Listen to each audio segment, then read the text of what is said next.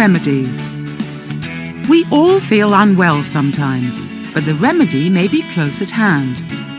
Just look around your home. There are all sorts of things that can make you feel a lot better.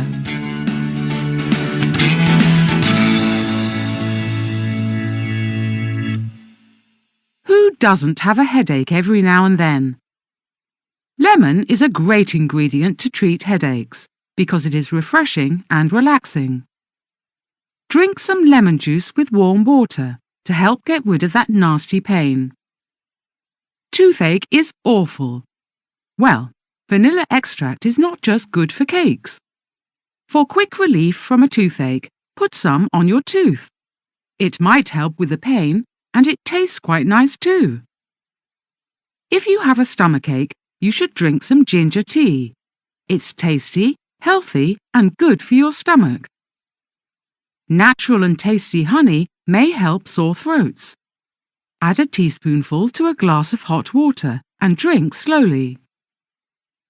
At last, a remedy that tastes good. Chocolate has the same ingredient in it as a cough syrup, so it can stop a nasty cough. The things in our homes can help us a lot. But remember, you have to check with a doctor first.